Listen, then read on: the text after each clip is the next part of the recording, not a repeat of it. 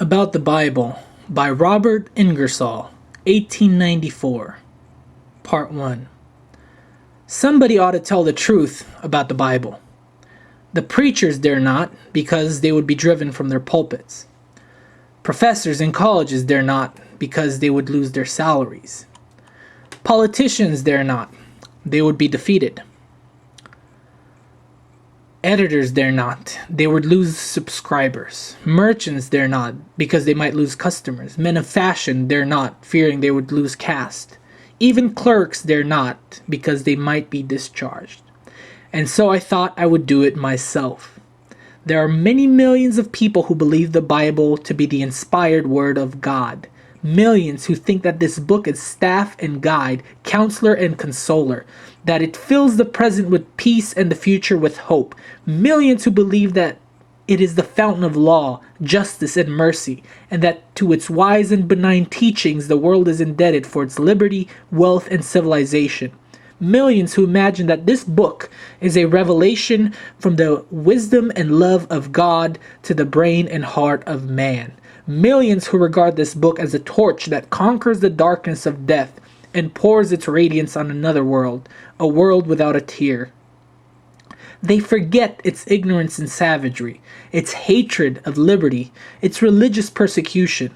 They remember heaven, but they forget the dungeon of eternal pain. They forget that it imprisons the brain and corrupts the heart. They forget that it is the enemy of intellectual freedom. Liberty is my religion.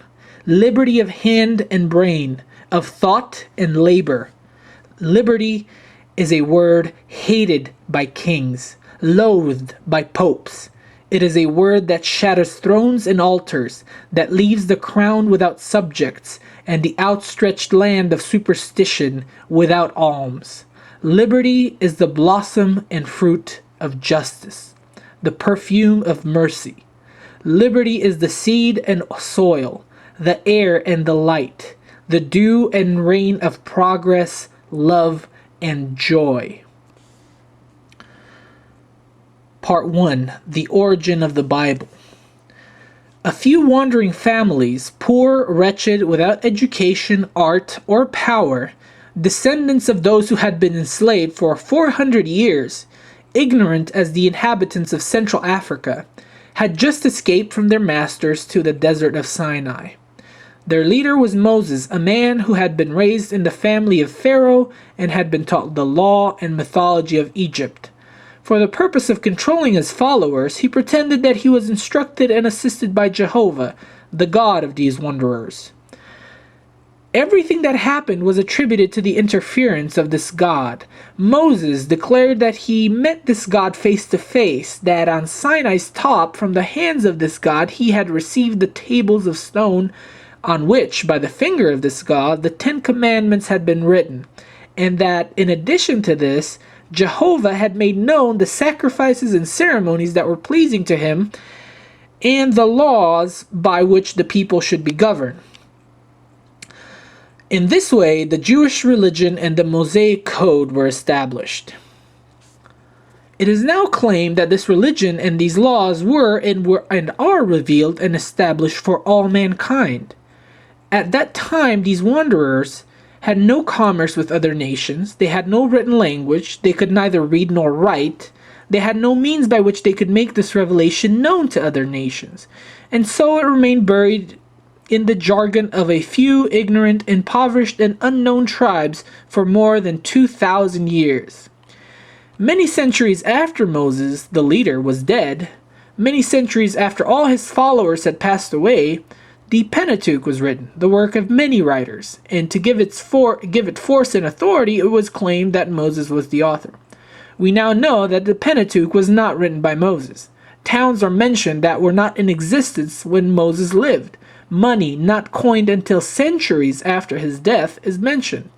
So many of the laws were not applicable to wanderers on the desert, laws about agriculture, about the sacrifice of oxen, sheep, and doves, about the weaving of cloth, about ornaments of gold and silver, about the cultivation of land, about harvest, about the threshing of grain, about houses and temples, about cities of refuge, and about many other subjects of no possible application to a few starving wanderers over the sands and rocks.